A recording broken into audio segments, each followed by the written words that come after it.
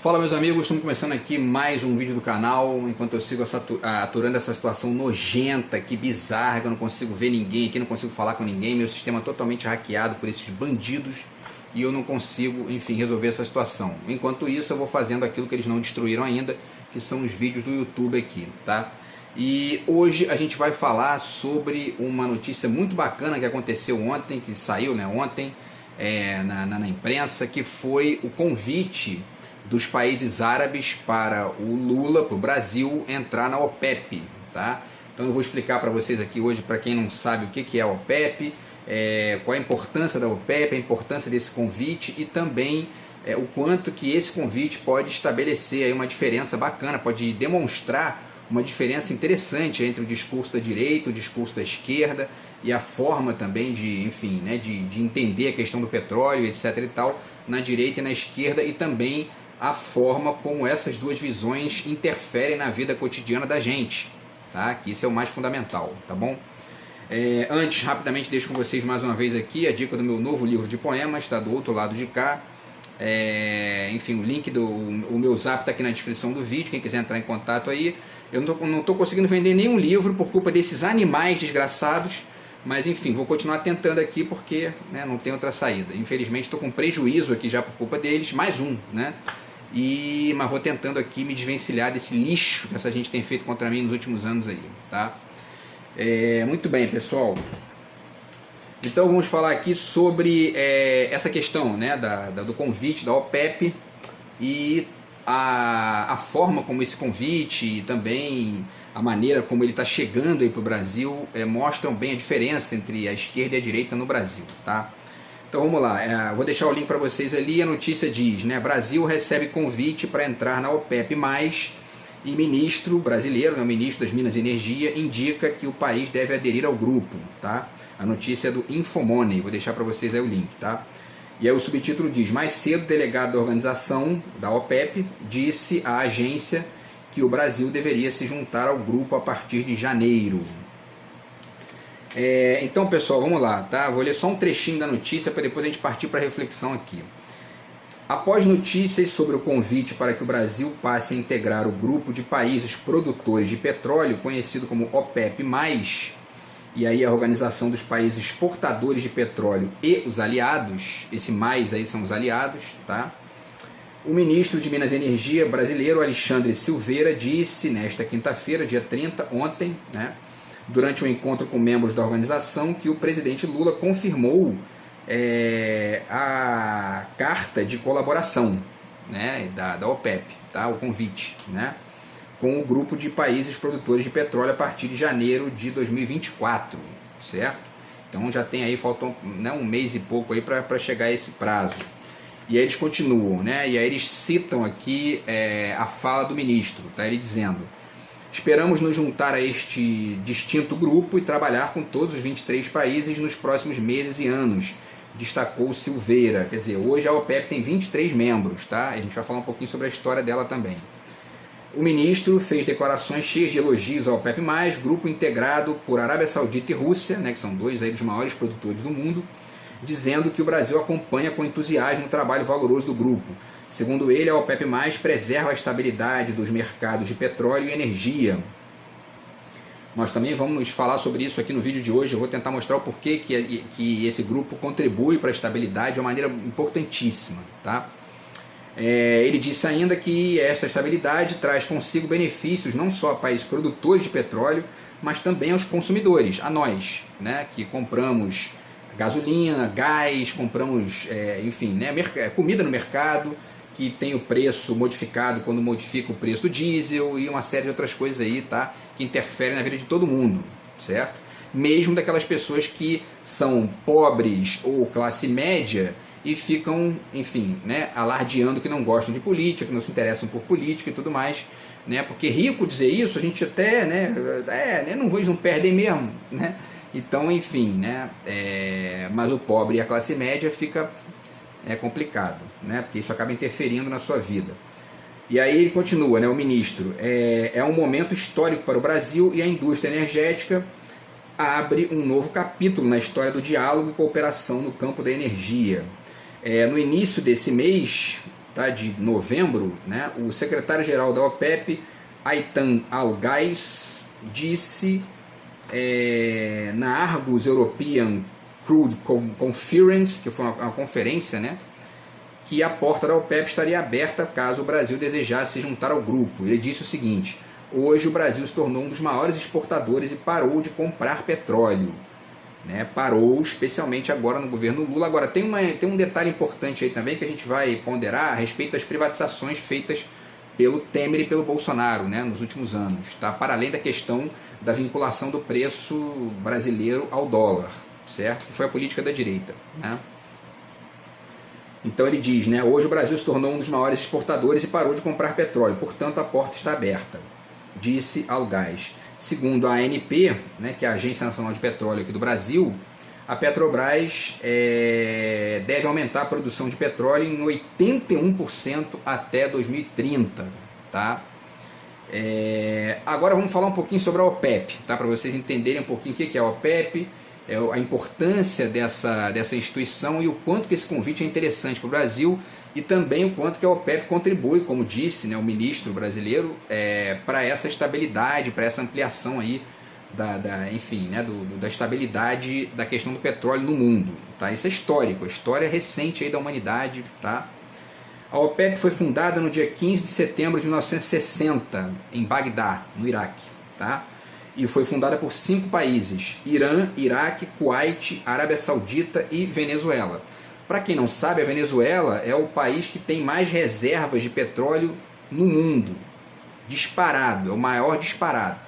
Tem, se não me engano, 300 bilhões de barris de petróleo na Venezuela.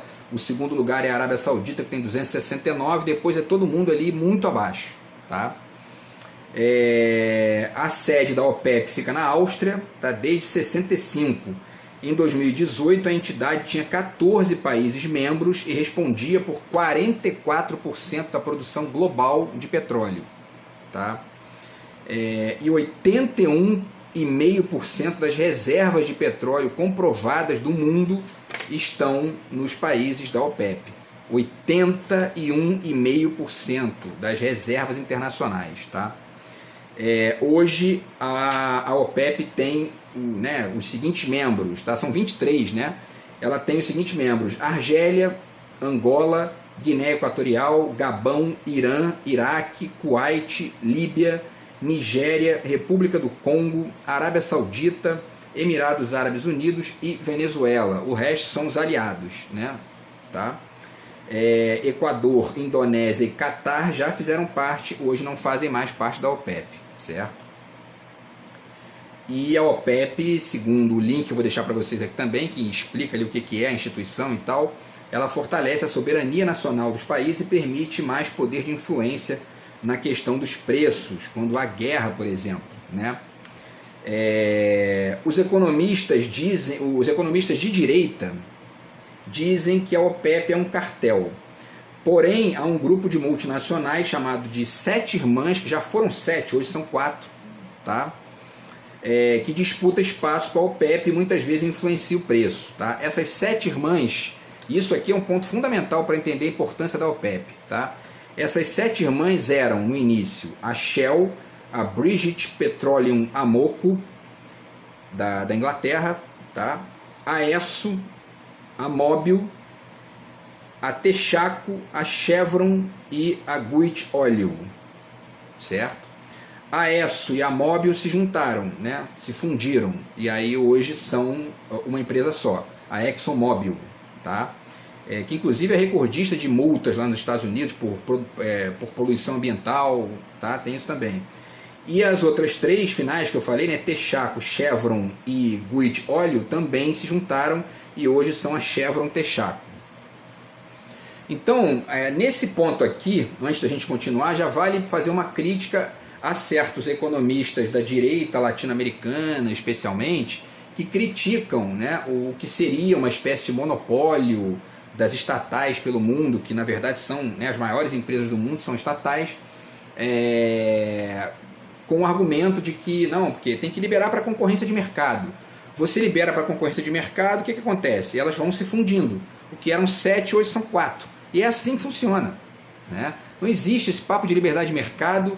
É muito bacana em vários setores, mas no petróleo, por exemplo, isso é um negócio assim, isso é basófia, certo? É conversinha fiada de quem não entende nada do que está falando, ou de quem até entende ali, tem até um certo conhecimento de economia estrita ali, mas tem uma visão política pequena, tá?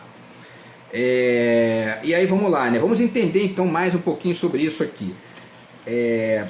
73% das reservas de petróleo do mundo são controladas por estatais. 73% das reservas.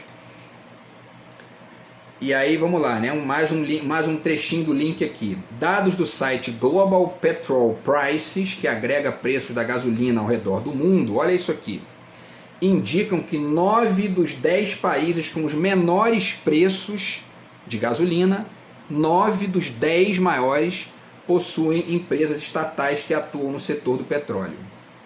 Tá? O Brasil não está nesse grupo das 10 gasolinas mais baratas do mundo. Por quê? Porque a Petrobras já foi totalmente estatal, hoje não é mais. Hoje o Estado brasileiro domina mais ou menos 35% das ações da empresa. Agora, daquelas ações que dão poder de veto, dão poder ali de, né, e tal, a estatal ainda tem 50,5%. Portanto, ainda é majoritário, né? Mas os neoliberais abriram aqui o capital da empresa e isso no limite gera isso aí, preço mais caro, preço mais alto, né? Porque o que interessa para essa gente é ganhar dinheiro. Essa questão de São Paulo agora está evidente isso, né? As comparações mostram que o privado lá e o público, eles ganham muito mais no privado, porque eles botam lá o preço nas alturas, metem o dinheiro no bolso, mandam um monte de gente embora, tem menos funcionários, menos qualidade no serviço, e estão bilionários, enquanto o povo está ferrado lá com um serviço de péssima qualidade, né? Continuando aqui então, né? Então, 9 dos 10 países com os menores preços possuem empresas estatais que atuam no setor do petróleo. O Brasil está na 81ª posição de 160 países, está na metade ali, né, do grupo de preço, tá, dos combustíveis. Bom, e aí as maiores empresas do mundo são estatais, as maiores de petróleo, né, são a Sinopec e a CNPC da China e a Saudi Aramco da Arábia Saudita, tá, que são as maiores, e as três estão entre as 20 maiores empresas do mundo em todos os setores, tá? A Saudi Aramco, Sinopec e a CNPC da China. Das 20 maiores empresas de petróleo do mundo, se contabilizar tudo, tá? Ou seja, extração, produção, exportação, refino, etc. Se juntar tudo isso, das 20 maiores empresas, 10 são totalmente estatais. 4 são parcialmente estatais, tá? Em parte estatais, em parte privadas, tá?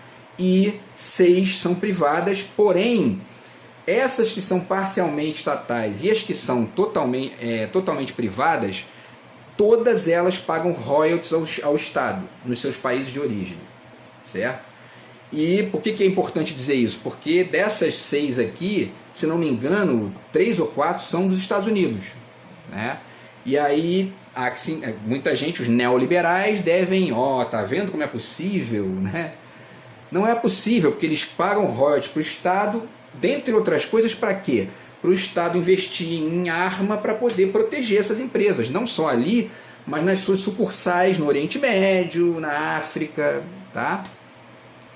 E em outros países onde eles têm negócio, ali a gente já falou disso aqui em outros vídeos, com as bases militares, etc e tal, né? Então, o capitalismo dos Estados Unidos é pautado, né, é baseado num gasto violento de grana com o Estado, com o Exército, com Marinha, com Aeronáutica, com bomba, com míssil, né, para proteger os negócios do tal capitalismo, né, do liberal, né? Então, assim, é o que essa gente delira, viaja, né? Enfim, não é nem uma palavra boa não, né? Eles viajam, né, na ingenuidade, na ignorância, né? Enfim, tá? E aí, para finalizar aqui ainda esses dados, tá, pessoal? Olha só, para se ver como existe uma hegemonia do Estado, tá? E eu também a reflexão final do vídeo de hoje é justamente nesse sentido aqui, de mostrar o porquê que é importante a presença do Estado na economia do petróleo, tá? Mas vamos lá então finalizar esses dados aqui, tá? Das 12 maiores reservas de petróleo do mundo, das 12 maiores reservas, 10 são de estatais. A Venezuela é a maior, já falei, a Arábia Saudita a segunda, tá? Das 12 maiores reservas de gás, todas são estatais. Das 10 maiores produtoras de petróleo, 8 são estatais, e as 6 primeiras são estatais. A Petrobras é a 8ª. Tá? Das 10 maiores produtoras de gás, 6 são estatais. Quando você escuta isso, tenha sempre em mente que essas outras aí que não são estatais pagam royalties para o Estado, né? E tem uma conexão violenta com o Estado ali em vários outros níveis, não só no nível do royalties, né, e da proteção do Estado, né, mas também às vezes até da compra dos produtos, né? Porque se você pega, por exemplo, os Estados Unidos, que gastam, né, bilhões e bilhões com armamento, enfim, com tanques, com tudo isso é petróleo, derivado de petróleo, e o Estado vai comprando essas empresas e vai mantendo essas empresas muito ricas com dinheiro público, com dinheiro estatal, né? Então é mole falar que, tá vendo como é que tem empresas privadas de petróleo, né? Mas elas ganham muito dinheiro do Estado, muito, não é pouco não. Nos Estados Unidos, então, ganham muito, porque é o maior PIB do mundo, né? Então, se você não entende isso, você não percebe que, inclusive, essa lista de, tem 10 aqui, 4 são privadas. Mas essas privadas, sem o Estado, elas não existiriam. Não existiriam, tá? E aí, para finalizar, os 10 maiores produtores de refino, 5 são estatais, e o restante também tem esse esquema que eu falei aqui, né? E na questão das vendas de derivados, 7 das maiores empresas do mundo são estatais. 7 das 10, né, maiores empresas. E aí, pessoal, para finalizar o vídeo de hoje, aí para a gente falar, né, o quanto que é importante essa questão, esse convite que o Lula recebeu aí para o Brasil entrar na OPEP e tal, essas 7 irmãs que eu falei, né, agora há pouco aqui, que eram as 7 principais, as 7 maiores empresas privadas de petróleo do mundo, elas dominaram o mercado internacional de petróleo até o final da década de 60. Essas empresas, Shell, Texaco, Esso e etc., elas dominaram o mercado internacional. Quando se diz dominaram, o que significa isso? Controlavam a produção, a exportação da maioria do mundo, salvo algumas exceções, como era o caso inclusive do Brasil, que tinha uma empresa que era totalmente estatal, que era a Petrobras, mas na maioria esmagadora do mundo eles dominavam, tá? A produção, extração, exportação, refino. E aí, quando se diz dominaram, e aí também aqui tem um ponto para fazer uma comparação entre o Bolsonaro e o Lula, porque essa é uma das questões do vídeo também. A gente tem uma memória agora, né, muito recente de como que foi a política de preços e a política enfim, né, de gestão da Petrobras nos últimos 6 anos aí, de Temer e Bolsonaro. O Temer instituiu o PPI, preço de paridade internacional. Já fiz vários vídeos aqui explicando isso, né? Paridade internacional, ou seja, né, cobra-se o preço do dólar. E com o Bolsonaro, especialmente, o dólar explodiu, foi a 5 e tal, né? E a gasolina chegou a R$10, chegou a 9, 10, 11 reais no Acre, né? Isso significa, isso demonstra, né, numa perspectiva comparada, se a gente lembra como foi o governo Lula, como foi o governo Dilma, e como está sendo agora de novo o governo Lula, como uma diferença fundamental da perspectiva da direita para a perspectiva da esquerda. A esquerda tem uma visão no Brasil, né, e na América Latina de maneira geral, mas no Brasil especialmente aqui, que é o tema de hoje, tem uma perspectiva de gerir o petróleo a partir de uma lógica que entende a importância do Estado, no sentido do investimento em pesquisa, em produção, etc., mas também no sentido de manejar razoavelmente o controle do preço. Por que isso é importante? Porque quando vai para a mão da direita, a direita gere a empresa pensando só nos acionistas, só no mercado financeiro. Então, foi o que aconteceu com o Bolsonaro. A gasolina não foi a R$10 porque, né, havia uma crise da Petrobras causada pelo petrolão, blá blá blá, tudo conversa fiada. Isso foi para poder botar muito dinheiro na mão dos acionistas da Petrobras. 42% deles moram fora do Brasil. Tá? E por que isso é importante para a gente retomar essa reflexão aqui sobre a questão da OPEP, né?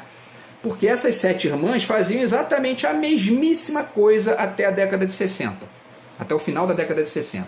Dominavam o mercado, controlavam ali a produção, a extração, como eu falei, né? Enfim, a exportação e refino, etc. e tal. E o dinheiro que entrava, eles colocavam na mão de quem? Dos acionistas, né? Da maioria dos acionistas, e o grosso da grana ia para os acionistas, para os milionários da época. E aí, no final da década de 60, uma galerinha ali começou a olhar para isso lá nesses países árabes, especialmente nos países do norte da África, né? Argélia e Líbia, começaram a olhar para isso e falar, pô, olha só, tem alguma coisa errada nisso aí, não tá muito certo isso aí não, né? E começou a acontecer uma movimentação naquela época de nacionalização da produção, da extração e da exportação do petróleo, tá? Então, um trechinho aqui para finalizar e depois a gente partir para a reflexão final do vídeo. As 7 irmãs controlavam a produção e o preço até 67, quando, né, essa galera aqui que eu falei encheu o saco de ser explorada e começaram a nacionalizar as reservas, tá? Começou com a Argélia e com a Líbia do Muammar Gaddafi, tá? O Muammar Gaddafi virou, né, persona não grata nos Estados Unidos, né, na Europa e tal, porque ele bancou ali o Muammar Gaddafi. Eu descobri inclusive ontem que ele era inclusive um teórico, ele escrevia, né? Ele escreveu um livro sugerindo algumas alternativas ao capitalismo e ao comunismo. Depois eu vou até dar uma olhada nisso aí, porque é interessante ver uma visão ali de uma pessoa que teve essa sacada aqui, né, de confrontar essas empresas bilionárias aí de petróleo no final da década de 60. E aí depois, em 72, a Arábia Saudita, o Catar, o Kuwait e o Iraque também nacionalizaram as suas reservas, tá? Então, pessoal, hoje, como eu falei para vocês aqui, deixa eu pegar de novo aqui o dado, né? 73%, depois dessa movimentação lá, né, do final da década de 60, 73% das reservas de petróleo do mundo são controladas por estatais, tá? A gente teve algumas privatizações aí na década de 90 com, enfim, né, um certo neoliberalismo ali, meio, né, uma espécie de, né, um atraso botando a cabeça para fora do esgoto ali, mas vários países já voltaram atrás, viram que não deu certo, viram que encareceu o produto. A Rússia foi um desses países. O Putin estatizou de novo o petróleo, na Bolívia também fizeram isso com gás, e em vários outros países aí também. Por quê? Porque no limite, quando a gente olha, compara, quem viveu o Brasil agora dos últimos 10 anos, né, tem uma medida de comparação muito evidente.